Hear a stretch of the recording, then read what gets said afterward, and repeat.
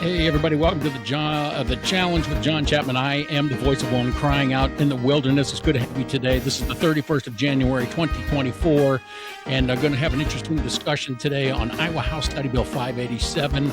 I just got done reading the preamble on that, the summary of that, and I find it all pretty interesting as I am looking at what it's produced as several articles nationally also in regards to what feels like, hey, we are requiring uh, kids to sing the national anthem in class. And I don't know what you feel about that, but my first response was this. I'm like, how can this is wonderful. This is patriotic. We should be doing this. And then as I continue to read on the article, Representative Cahill in the state of Iowa, I think has a strong point. And yet the problem is they've ruined their own argument on the liberal side for the point of saying maybe this shouldn't be required in class. And I'm going to tell you, I'm not exactly sure where I stand on whether it should be required in class or not. But what we're seeing is a rebound. There's a rebound going on in this country. And I think there's a rebound going on in this state.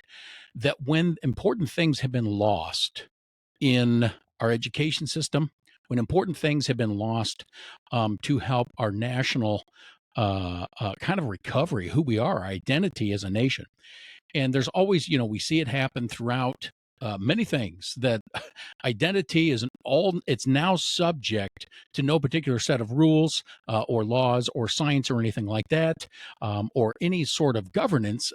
Identity, even as a culture, when you have a breakdown of identity, when people don't know whether they're men or whether they're female and they're screaming about it, that means one, the culture is not healthy. We are. I would say if there's a clinician who can diagnose this country, we are not healthy when that's a point of argument. And strangely so, I think it equally shows that in a country that has not been well taught in history, and the state of Iowa struggles with this also. We've proven that being only 50%. We used to be back in the 80s. We used to be in the top tier as a state on education. And I think the last thing we need to be fighting about is whether or not we should be singing the national anthem in the school, because you should certainly teach the historical context of it. And then you should teach this as a matter of history so people have an ability to attach identity to the country that they're born in.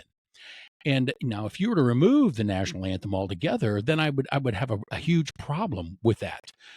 But with that being said, I'm not sure if you can mandate it in the schools, but I have to say, I feel for the Republicans, because really there's a whiplash effect going on here, because we have not properly taught, when I say properly, genuinely, fully, and on a full scope, taught history in this country for the sake of lifting up and strength and unity, the purpose of the country, the goals of the country, what are instituted in this country. And of course, we can be critical of this country, but you can be critical of any country. And we are certainly not above reproach. But with that being said, what we are struggling with is purpose as a country.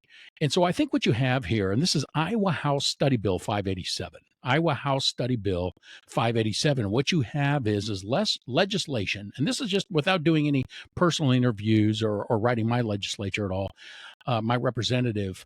I find it interesting because to just read it at face value, what I see is a culture of a lack of patriotism, which is a lack of identity of the country in which you were born, why it exists, the purpose that it exists, and the importance of the labors that have gone on for you to be born in this country. And because there's been such a severe lack of that, all of a sudden it's just like, man, we got to get this in the kids. We got to get it in the kids right now. Because there is a lack of that, the public school systems have been systematically drawing out and destroying the idea of patriotism for years now. And so, even though I'm not sure, again, I'm on board with the idea of legislating that it's a requirement to sing the national anthem every single day in the public school system. I have to say, the introduction of this bill also shows that we have been sick as a public school system and inept in teaching what it is to be a patriot without being immoral. Because Representative Cahill actually tries to connect Hitler into this kind of control. And there's so many things that can be identified. It's like this. You, we got to stop using that, by the way, as the moral litmus paper for what we do or what we don't do. And she goes on to state that in one article, she alludes to that Hitler required his nation to sing the national anthem, and they had to do it at the same tempo. You know, I'm a musician, right? That's like, oh my gosh, oh no, not at the same tempo. Why would we want everybody to actually sing at the same tempo? That would be horrible. So I'm sorry, Ms. Cahill, you're a little out of your element when you make that a negative or a communistic ideal to sing on tempo. But anyway, sing on tempo, by the way, promotes unity. So with that being said, you've got this group, you've got her responding to this and saying, this smacks of Hitler requiring their national anthem to be sung in their schools and in their conjoining events, their political events, and that this was mandated at the government level. Now, with that being said, what's funny to me is the things that have been mandated at the government level over the last 3 years. So far, they overstretch so far yours and my constitutional rights. This is where she loses the ability to actually have a substantive argument to come against this, because I would have a tendency to say to her, yeah, I don't think they should legislate this or make it law necessarily, but you got to look. Patriotism has been intentionally stripped out of this country in the last 3 years. If you're going to identify a party that actually is more associated to the immoral concepts of what Hitler did, that wouldn't be the right. That would be the left. No respect for life, both of the elder and the unborn. And that was very much so a Hitler-esque thing. But I digress, because we don't want to attach Hitler to these things, right? Because it's funny today, because anybody who just wants to attack a conservative or Republican and say, oh man, that's just like Hitler. And, maybe as a conservative, you might do the same thing towards a liberal. But I can say this, the reason that's not a good argument is because if Hitler enjoyed sour bread toast, I would be like Hitler. Do you know what I'm saying? I mean, you can assign Hitler to anything and demonize anybody for what it is they've done. So if Hitler liked sour bread toast, yours truly here, I would be demonized as being very much so like Hitler. So that's not a legitimate argument, is it? Because anybody can like sour bread toast. I can appreciate the attempt at trying to keep the government from requiring things they shouldn't require. But come on, Ms. Cahill. Look what's been happening in the last 3 years, 5 years, 10 years, 15 years from the liberal side that is absolute communism, especially after talking to all my former communist resident friends, which would be my Bosnian friends, my Albanian friends, South American friends that come from communistic governments down there. 100% of them say, hey, we're living in American communism. And that's undisputable because of the way that we act in these things. And so here you have, and this is Iowa House Study Bill 587. I'm going to read very quickly the title, which is the same as the summary. You too can look this up online if you like. A bill for an act relating to education, including the modifying the social studies curriculum, providing to students enrolled in grades 1 through 12 in school districts, charter schools, and innovation zone schools, and modifying the responsibilities of school districts, charter schools, and innovation zone schools related to requiring teachers and students to sing the national anthem. So that is Iowa House Study Bill 587. So it's in the works right now. They're going to see it's been been pulled together. They're going to try to decide if this is going to be a deal or not. And so what is interesting to me in regards to this is, again, this is like a ricochet. This is like a slingshot. Like something has been overkill one direction so bad. Now the Republicans have to come up with legislation to go, you know what? And I wouldn't disagree with them from this standpoint.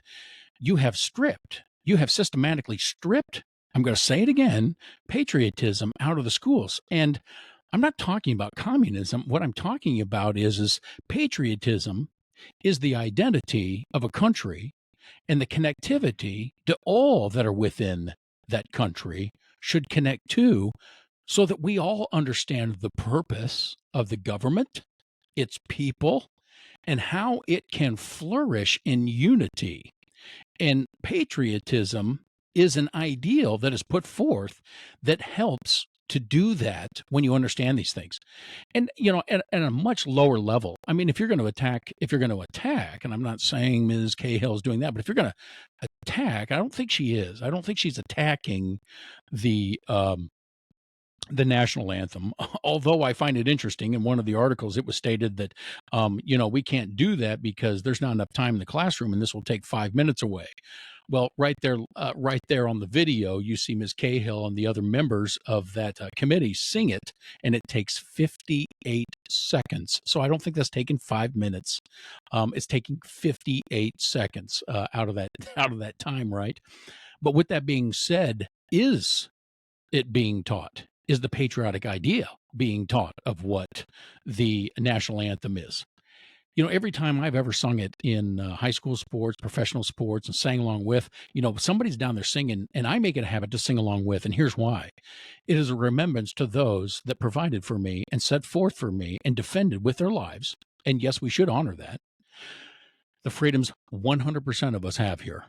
And when you disassociate yourself from that, or you forget sort of where you've come from, then you lose the ability to unify as a group. Now, I'm going to say this country's so far gone. Singing the national anthem is not going to bring this bad boy back together. Not one more time. It's not.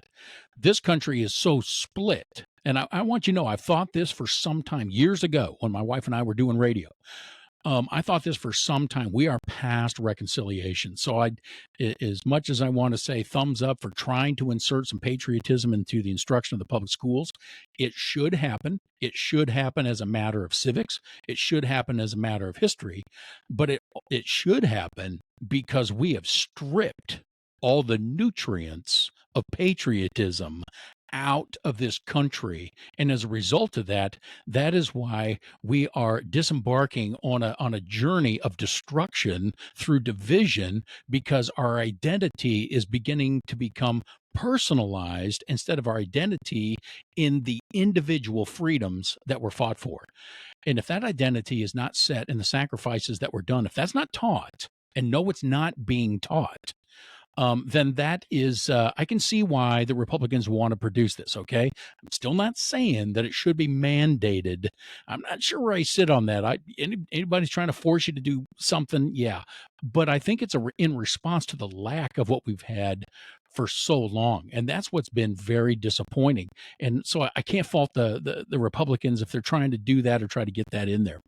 One of the things I'm going to pick on here on the podcast today too is because one of the arguments, and again, I gave you the Hitler argument, and I like toast, I like sourdough toast. I don't like it when either side of the parties just go, oh, that's like Hitler, that's like Hitler. Well, these things that we need to identify and stop blaming them on. Oh, see, that person's being like Hitler. Myself as a believer in Christ Jesus, things are right or wrong because they're immoral or they're moral. They are holy or they're unholy. And that's how the correct view should be seen of all things, whether it is right or whether it is wrong.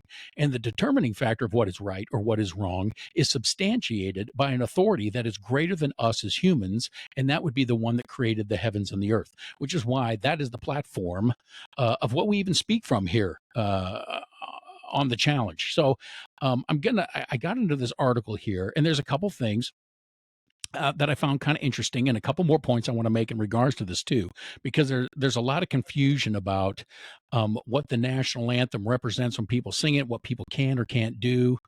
And we do need to teach patriotism in our schools. We do need to teach history and sacrifice all across the board. I feel like I learned it my entire life. We learned about slavery. We learned about the terrible things of slavery. We learned about the positive things of sacrifices of men and women that happened to stop what was going on there in this country. And it's interesting to me that we demonize so many things. It's just like we have to throw away truth to make our feelings count. And that doesn't work well. And it doesn't give us as a people the ability to come around a singular idea to unify around. And so again, I can see why legislation like this would be in place. It's been stripped out for years and years. Students are not being taught history for what it should be taught. And it's not being taught, especially in the public system. If the public schools are going to teach anything, they should be teaching about this country. That's what they should be doing. If it's the public schools, that's what they should be doing.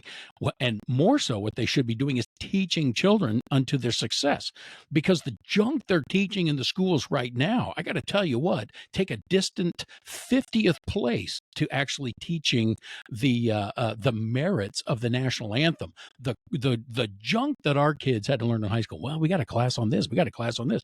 We got a class on interpretation of movies. Wow. Are you serious? You know, the degrees that are available at the university level right now produce nothing for anybody. There's no financial ability for anybody. Most kids that come out of the college system, it's less than 30% that actually do or get into the workplace with what it is they're studying. And if we don't have a wake up call to that, I gotta say, patriotism is the least risk, I think, going on right now. And if we're going to teach something, we might as well teach something that draws us to a point of truth that says, you know what? In the end, this is who we should be as a culture, because this is what was fought for, and we should come together on that notion. So one of the things that I find was interesting, in regards to an article that I read here on USA Today. Well, I was pretty popular, I guess, if USA Today is writing about us, right? And it says here in this article, quote, several people at Wednesday's subcommittee meetings raised concerns that requiring students and staff to stand for the national anthem could violate the First Amendment. Just a second. I just read that. I'm loading up right now. Can you hear me? I'm loading it up right now. I'm about to shoot. This is going to be good. And Damian Thompson, a lobbyist for Iowa Safe Schools. By the way, Iowa Safe Schools are not safe. That was proved. And by the way, Iowa Safe Schools, that term is even offensive and foolish to me, because the disregard for safety for such a high percentage of those students is at record highs, so that a few might not be bullied. But that's another topic. You know, we're going to talk about that here on The Challenge. So in this article, again, Damian Thompson, a lobbyist for Iowa Safe Schools, told lawmakers, quote, students and teachers alike do not shed their First Amendment rights at the schoolhouse door, end quote. Now, I find that very interesting, because somebody needs to inform Damian Thompson that is exactly what has to happen when you walk in to the schoolhouse door. As a Christian, when I went to school, the first thing, and this was even happening in the mid 80s, the first thing that was recognized is, hey, you got to be careful about what you say here. I'm serious. You got to be careful. Oh, you're a Christian, well, you better be careful about what you say. Oh, what? That's a Bible. You better put that away. You don't offend anybody. You know, I just got to say this to Damian Thompson. Thanks to government, the First Amendment has been shattered as being defensible in going to the public schools. So to walk through the schoolhouse door in the state of Iowa right now is to take the First Amendment rights and put them in a trash can. Because, in fact, a much larger group of people who worship God, honor God, believe in a standard that God obtains and assists us or causes us to be able to walk in if we'll love him and honor him, they say, hey, you can't talk about that. And you better believe there are thousands, tens of thousands of kids that go to middle school, elementary school, and high school right now who are in it. It is pressure. It is bully. The public school system bullies these kids from speaking their First Amendment rights. So I'm sorry, Damian Thompson, no longer an argument. That's stupid. That's foolish for you to say. You lose. Absolutely not. The Democrats have destroyed the First Amendment in the public school system against upstanding citizens. And so you certainly do not get to say students and teachers alike do not shed their First Amendment rights at the schools. That's just ridiculous. I'd like to meet this person. That is so ridiculous. And going on, they say, Damian Thompson goes on to say, while putting on my personal hat, I'm not crazy when people decide to kneel or sit for the national anthem. I 100% respect their constitutional right to do so, Thompson said. And by mandating that they stand, our students' First Amendment rights would be violated. Now, I don't even know how to go with this, because this statement of defense is so utterly foolish because of the policies and rights that have been so squelched. It's interesting to me, right? So it's not a matter of law that BLM was on every public school system, Des Moines kiosk, for the last 3 years, or wearing is caring was putting on there. And if you thought anything else, you were demonized. If you didn't bow to the BLM flag, you were a hater. You were criminalized in the ideals. You were associated with Hitler, even if Hitler liked sourdough toast. And so when you're trying to put it on as well, if you require kids to stand for the national, I can't even hear these arguments because it's that foolish, it's that stupid, it's that ridiculous. To make an assertion like that when all the policies that are in place currently for the purpose of bullying people who are patriots and honor God, they're God-fearing people, and the policies are in place to bully all those people. And so you had to bow. Oh my gosh. I mean, think of it. Hey, do you think Black Lives Matter? Is this a trick question of the century or whatever? That's absolutely ridiculous. To put somebody in a position to trick them into this, because the movement, which is absolutely self-destructive, it was property destructive, it killed many people and destroyed millions of dollars in property across this nation. But if you spoke against that, and it was in the public schools, it was taught as if it was some sort of moral high ground. So sorry, public schools, sorry, Des Moines public schools. I don't bow to your idiocracy when it comes to these kinds of things. Because, and I want to make this a point, because many people go back to Colin Kaepernick, and I don't know, many of you might not remember who he is because he's apparently gone. Right? But let's say it, the NFL has become a giant woke organization, a cash cow that can't stop being woke, and it's pretty funny and sad to see all at the same time. It really is. But when we go back to the Colin Kaepernick situation, people used to say this, and I'm digging up from the past. I know that, but this is to make a point for understanding. I know here, while Mr. Thompson or Damian Thompson is saying to mandate that they stand as a student's first rights amendments are violated, people should be able to get to do whatever they want, sit or stand or kneel or whatever. In public, that's funny to say, right? Because universally, standing is something people do because they respect. That's it. They do it because they respect. And because we live in a nation now that teaches rebellion as the highest moral code, not respecting genuine authority, not respecting a all-powerful and holy and loving and righteous God, don't respect him. This is taught. This has been implemented into our culture. Colin Kaepernick, by the way, did not, and many of you already know this because you can read, Colin Kaepernick did not exercise his constitutional right. He was on the job, and the private organization, the 49ers, which hired him, require it to stand. It's not a constitutional right when he was on the job getting paid, I don't know, a lot more than I do, to do what he's asked. And what's interesting, that's not a constitutional right in the context of his job. So he broke his contract, but nobody talked about that. Nobody talked about the fact that he was breaking his contract. But boy, everybody got all jumpy when people would stand and not start to kneel because they were race haters and white supremacists and all these kinds of things. And I got to tell you what, you're throwing your commentary and your opinions and your judgments towards me right into the trash because it has nothing to do with what's right or what's wrong, but everything to do with what you're feeling. And so I dragged that into this conversation just a little bit. Because here in the Des Moines Public Schools, if you're saying, look, if you mandate standing and singing and learning and understanding the words, maybe they should do it in music class, right? Like, I'm a musician. I totally know what I'm doing as a musician. Why don't you put that in the musician's class and then you teach civics around the song in the music classes? All right. Hey, legislature, if you ever get a chance to hear my podcast, that's what I'm going to recommend. Don't put it in the civics school class, put it in the music class. And that's what you should do with that. And so I just want to be very clear about that. So here we are. If you're an Iowan and if you're catching this podcast right now, if you're joining me on the challenge and you're checking this out, I hope you have a chance to respond to this because, again, this is something that's coming forth in 24. And this is, once again, Iowa House Study Bill 587. And I want to say I appreciate Ms. Cahill's comments because, like any of us, nobody wants to be told what to do.